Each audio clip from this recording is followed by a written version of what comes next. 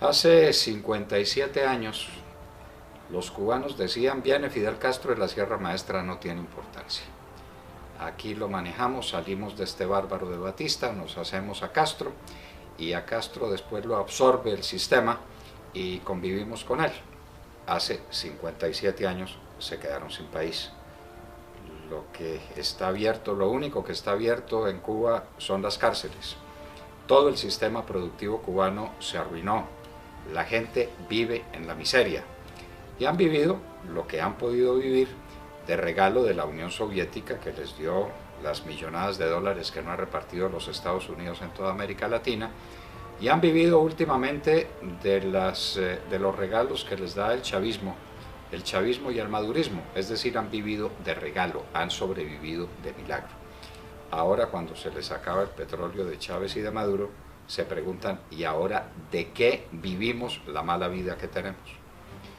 Hace cerca de 20 años, los venezolanos decían: Chávez, eso no vale la pena, ese es un golpista, ese es un militar cheverongo que habla de cosas tontas y que habla de socialismos y que habla de tonterías. No vale la pena lo de Chávez, con tal de que salgamos de estos políticos corruptos, vámonos con Chávez. Perdieron el país y lo perdieron hasta el punto en que no tienen que comer. Los colombianos vivimos de espaldas a la realidad de que nuestros hermanos venezolanos no tienen que comer. El proyecto de inflación para este año es del 700%. Les acaban de subir el salario 50%. Luego le queda un 650% a los venezolanos para que puedan comer.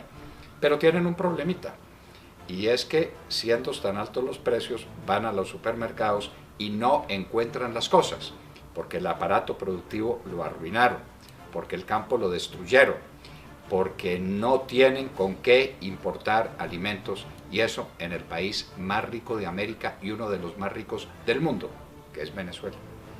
Los colombianos estamos jugando el mismo juego, el de los cubanos hace 57 años, el de los venezolanos hace 20, esto de que vienen las FARC y de que Juan Manuel Santos les está entregando el país y que va a haber distintas zonas de la nación entregadas a la guerrilla de las FARC. En fin, ahí vemos cómo nos vamos a batir. Los empresarios juegan el juego insensato que jugaron, por ejemplo, los empresarios con Hitler. Les parecía cheverongo Hitler porque les daba dinero a ganar, porque se apoyaba en ellos, y después pagaron con sangre, con dolor, con lágrimas el desvío que cometieron. Así son las cosas. ¿Estamos hablando de una tragedia que no existe? No, la tragedia sí existe. ¿Y cómo se puede comprobar esa tragedia? Bueno, si ustedes fueron al mercado hoy, encontrarían que pueden comprar menos cosas porque los precios se subieron a las nubes. Si ustedes van a pagar impuestos, se dan cuenta de que el salario se les va pagando impuestos. Si ustedes tienen un carrito, se dan cuenta que no pueden mantener el carrito. Colombia está descuadernada, como diría en algún momento Carlos Lleras Restrepo, y el país está al borde de la quiebra. O está en la quiebra mismo. Las empresas del país no valen nada. Por ahí dijo el presidente Santos, alias Juanpa, que no vendería Ecopetrol. Pues no va a vender Ecopetrol porque no hay quien se lo compre. Ecopetrol no vale un peso. Hace 5 años Ecopetrol tenía un valor de cerca de 210 billones de pesos. Hoy no vale nada. Quebraron a Ecopetrol, regalaron a Isagen. El problema de Reficar es de unas dimensiones colosales, pero eso sí, estamos en condiciones de refinar un petróleo que no estamos produciendo. No sé si usted sabe, querido amigo, que el cálculo es que dentro de 5 años Colombia no tendrá una gota de petróleo, ni una. Habremos agotado todas las reservas en los próximos 5 años. ¿Esto es casualidad? ¿Puede ser un gobierno tan torpe como eso para producir estos resultados? Para destruir la clase media, para destruir la clase productiva, para que la gente se encuentre con que no tiene que comer. ¿O esto es voluntario? Y ustedes se preguntarán: ¿cómo hay alguien tan loco, tan malo, que destruya un país a sabiendas? Sí, señores, los que quieren hacer de Colombia un país comunista están dando el primer paso indispensable para que un país sea comunista, y es que esté en la miseria. ¿Ustedes tienen noticia de un país rico que se haya vuelto comunista? ¿Ustedes tienen noticia de un país próspero y de un país seguro en sí mismo que se haya dejado manejar por una banda de truanes y de canallas? Eso no existe. La primera condición para tomarse un país es pauperizarlo. La pauperización es un término que no me estoy inventando. Es un término completamente caro a los comunistas que saben que solo pauperizando las naciones las pueden dominar. La gente en la pobreza se prende de cualquier cosa y un Estado que les tire una migaja de pan les da lo suficiente para comer. En eso andan todavía algunos venezolanos, diciendo, somos Maduro, de Maduro, porque Maduro nos da unas migajas de pan. Eso es lo que está pasando. La ruina, la quiebra de Colombia no es una casualidad. De lo que se ve venir, tenemos un ejemplo muy claro con lo ocurrido en Conejo, La Guajira, municipio de Fonseca. El gobierno de Juanpa, con la plata de ustedes, queridos amigos, se trajo unos bandidos que estaban en La Habana en un jet charter privado. ¿Ustedes han montado alguna vez en un jet privado? Estoy seguro que no. Ellos sí, estos asesinos, estos canallas, estos secuestradores de niños, montan en jet charter costeado por ustedes. Pasaron una noche en Valledupar, pero no en un cambuche, por supuesto. Lo pasaron en el Hotel Sonesta, por cuenta de ustedes.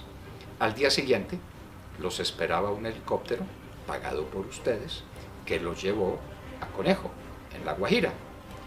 Y oh sorpresa, a La Guajira llegan, no se sabe la cifra exacta, 200, 300, 500 guerrilleros, armados hasta los dientes, con cananas llenas de balas, con fusiles de última generación.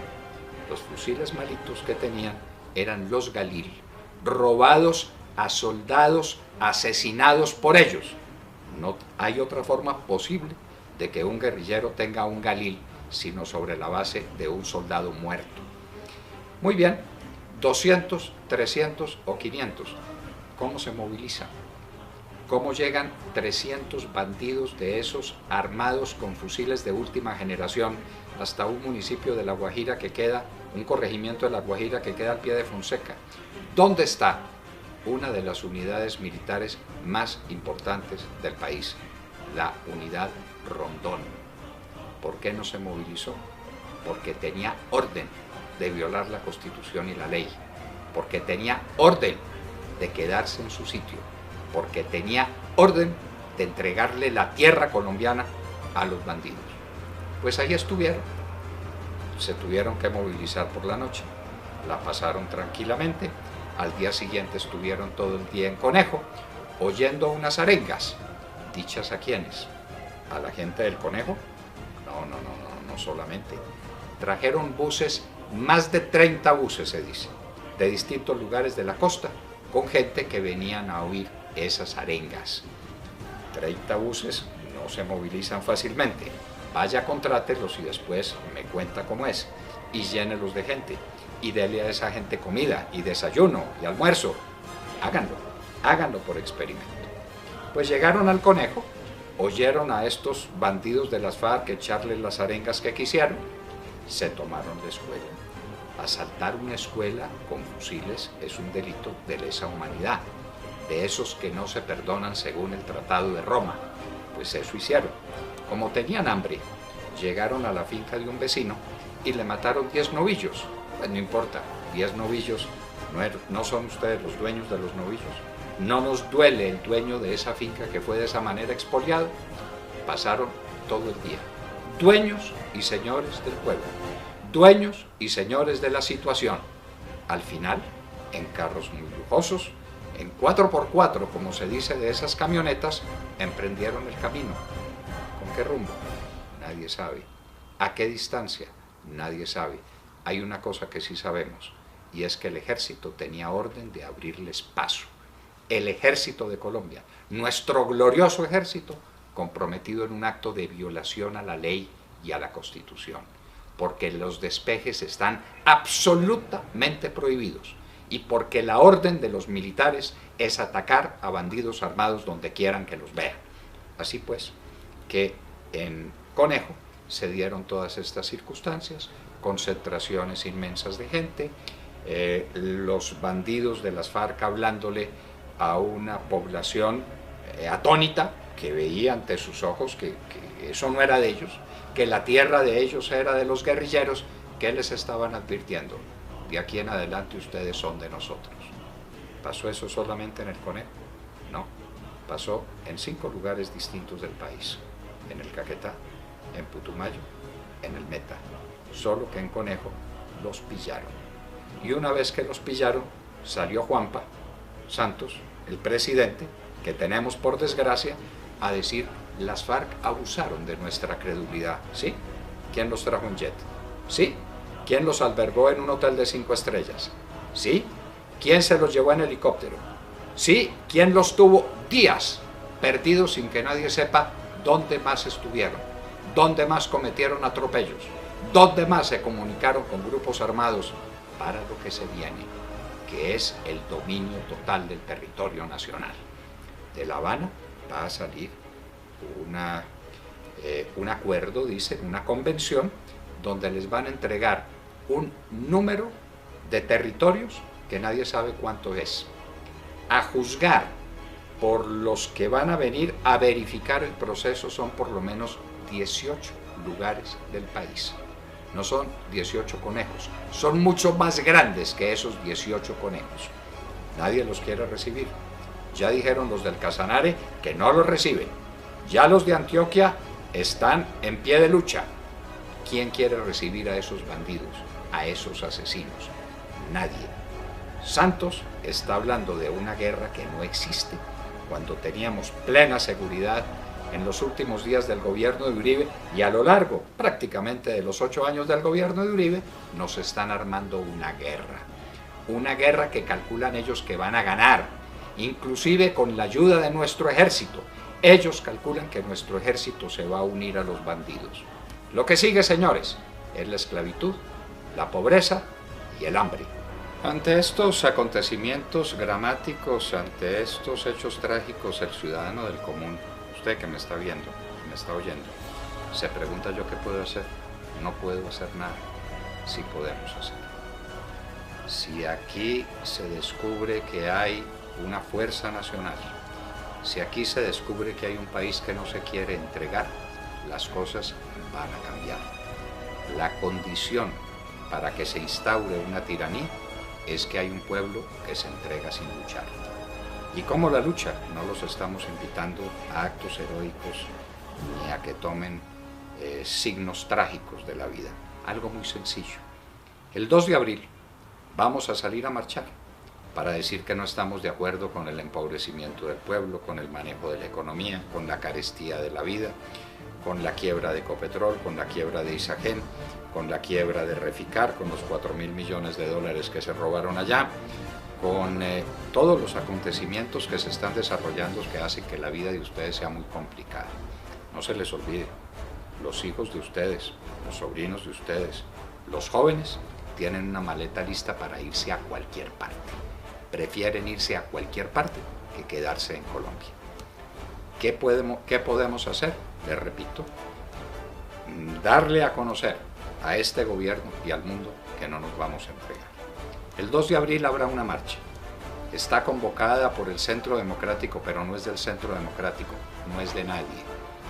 Realmente quienes invitan son esos anónimos colombianos que desde las redes sociales le dicen al otro: venga, caminemos.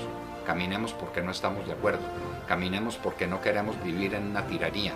Caminemos porque no queremos que los peores asesinos del continente en la historia, que son los miembros de las FARC, gobiernen a Colombia.